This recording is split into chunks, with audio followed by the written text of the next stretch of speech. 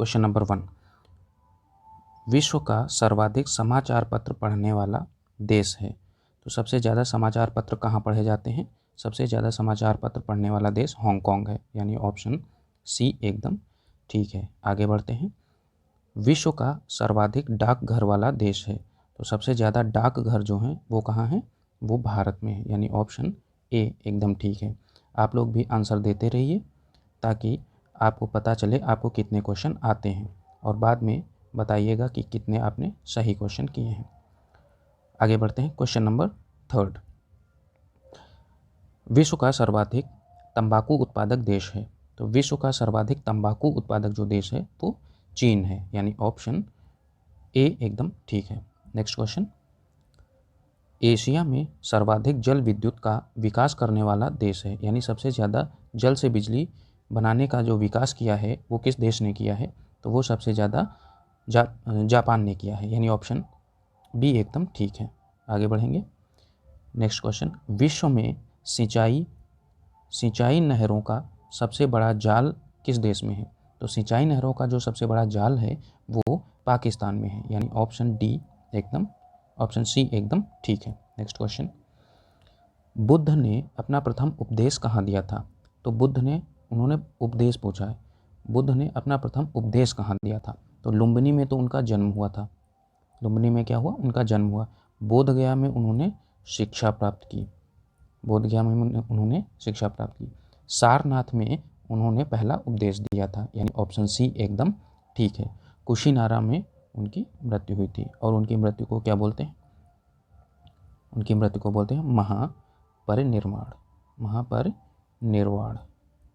ये बोलते हैं उनकी मृत्यु को। आगे बढ़ेंगे। नेक्स्ट क्वेश्चन, अशोक को बौद्ध धर्म की दीक्षा किसने दी? तो अशोक को बौद्ध धर्म की दीक्षा जो है वो उपगुप्त ने दी थी और सुभद्रांगी जो है उनकी माँ का नाम था। आगे बढ़ेंगे।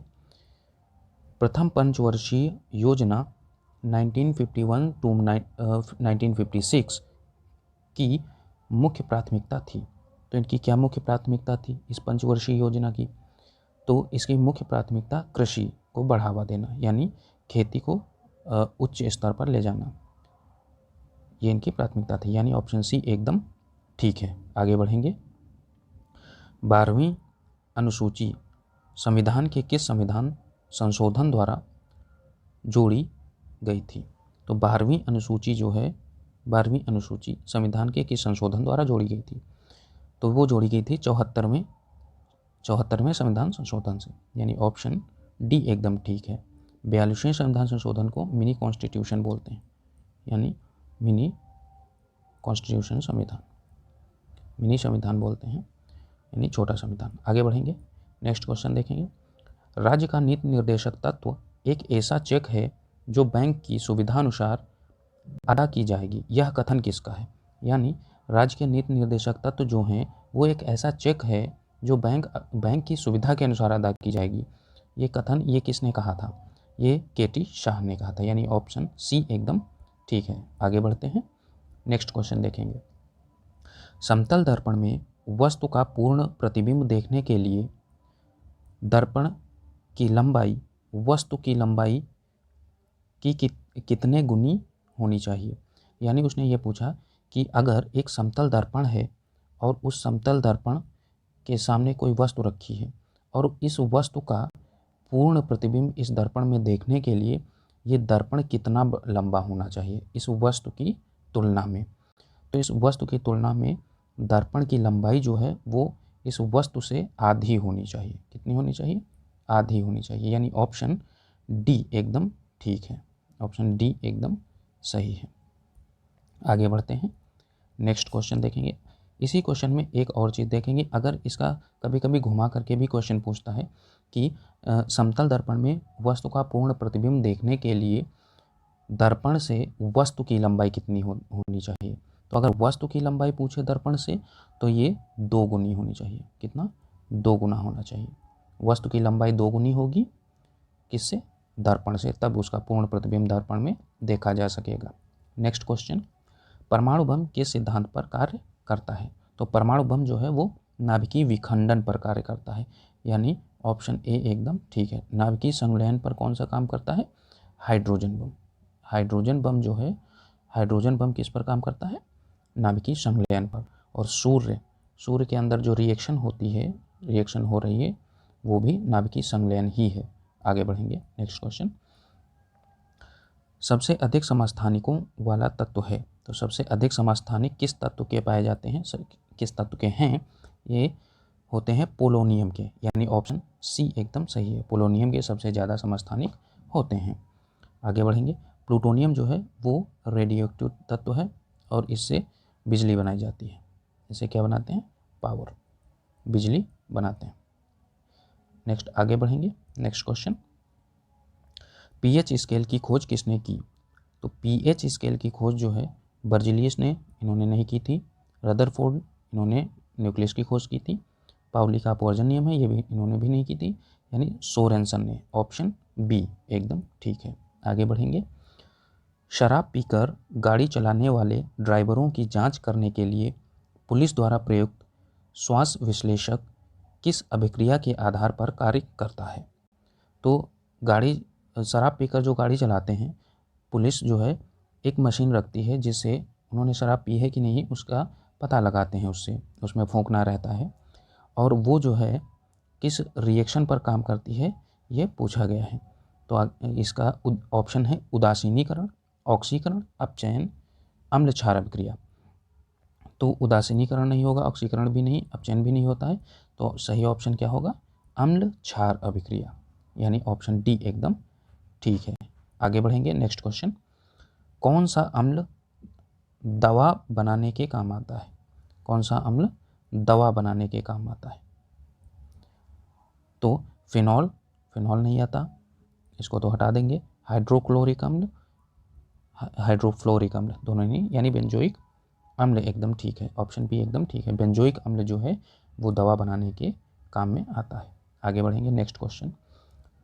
कोशिका भित्ति पाई जाती है, यानी कोशिका भित्ति जो है वो किसमें पाई जाती है? केवल पादपों में, केवल जंतुओं में, उपर्युक्त दोनों में, या इनमें से कोई नहीं? तो कोशिका भित्ति जो है वो सिर्फ पादपों में पाई जाती है, यानी ऑप्शन ए एकदम ठीक है। और ये किसकी बनी होती है? ये सेलुलोज की बनी होती है, ये भी याद रखेंगे, ये सेलुलोज की बनी होती है। Next question. सबसे लंबी कोशिका होती है, तो सबसे लंबी पूछा है, कौन सी सबसे लंबी कोशिका होती है? तो सबसे लंबी कोशिका किसकी होती है? शुतुरमुर्ग के अंडे की, तंत्रिका तंत्र की, लीवर की, या मस्तिष्क की? तो अगर सबसे बड़ी कोशिका पूछता तो वो क्या हो जाता? तो वो हो जाता शुतुरमुर्ग के अंडे की। लेकिन सबसे लंबी पूछा है तो वो होती है तंत्रिका तंत्र की, यानी ऑप्शन बी एकदम ठीक है। अगर सबसे बड़ी ये पूछ ले कि सबसे बड़ी ग्रंथि, सबसे बड़ी अगर पूछ ले सबसे बड़ी ग्रंथि कौन सी है, तो वो लीवर होती है, ठीक है। और सबसे बड़ी अंतःस्रावी ग्रंथि पूछ ले तो वो क्या होती है? वो थायराइड होती है। क्या? थायराइड ग्रंथि। थायराइड ग्रंथि सबसे बड़ी अंतःस्रावी ग्रंथि होती है। आगे बढ़ेंगे, नेक्स्ट क्वेश्चन। झूठ पकड़ने की मशीन का नाम है, तो झूठ पकड़ने की मशीन कौन सी होती है भाई? कोरोनोग्राफ जो है ये एक ऐसी मशीन है ये कि स्पेस जो होता है, अंतरिक्ष में जब तूफान आते हैं, अंतरिक्ष में तूफान आते हैं तो उन तूफानों का पता लगाने के लिए कोरोनोग्राफ का यूज़ करते हैं। रेवा क्या है? रेवा इलेक्ट्रिक कार है। रेवा क्या है? भारत में बनी पहली इलेक्ट्रिक कार का नाम है रेवा। और रीएजेंट क्या है? ये एक केमिकल है। क्या है? एक केमिकल है जो दूध में मिलाया जाता है दूध की अशुद्धियाँ पता करने के लिए। तो ऑप्शन सी एकदम सही है, यानी पॉलीग्राफ जो है वो झूठ पकड़ने की मशीन का नाम है। आगे बढ़ते हैं, नेक्स्ट क्वेश्चन। जेट इंजन का आविष्कार किसने किया? तो जेट इंजन जो है, जेट इंजन का आविष्कार किसने किया? Frank Whitley. तो फ्रैंक व्हिटली ने किसका आविष्कार किया था? इन्होंने किया था जेट इंजन का आविष्कार, यानी ऑप्शन ए एकदम ठीक है। निक होलोनियक जो हैं इन्होंने किसका आविष्कार किया था? इन्होंने एलईडी का आविष्कार किया। जेम्स पकल, इन्होंने मशीन गन मशीन गन की खोज किसने की? जेम्स पकल ने। रुडोल्फ ने डीजल इंजन की खोज किसने की थी? तो उन्होंने ये डीजल इंजन की खोज रुडोल्फ ने की थी। आगे बढ़ेंगे, नेक्स्ट क्वेश्चन, रॉकेट किस सिद्धांत पर कार्य करता है?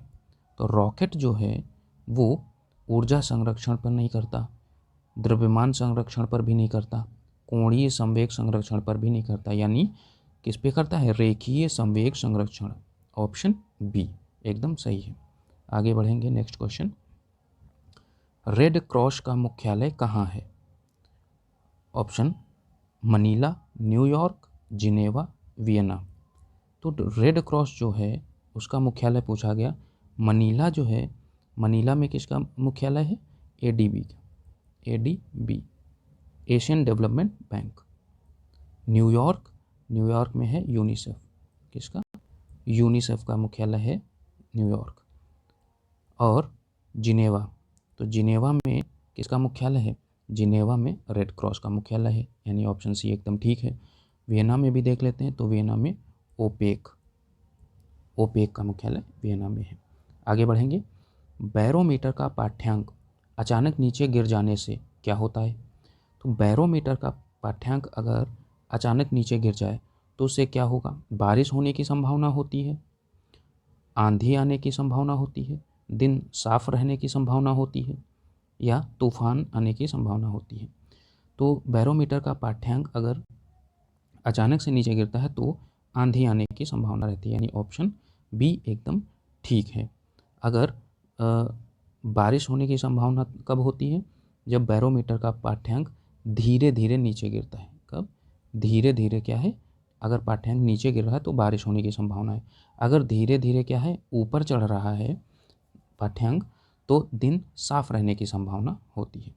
आगे बढ़ेंगे, नेक्स्ट क्वेश्चन, घुलनशील नमक मिलाने पर जल का पृष्ठ तनाव घट जाता है, बढ़ जाता है, समान रहता है, या उपर्युक्त में से कोई नहीं?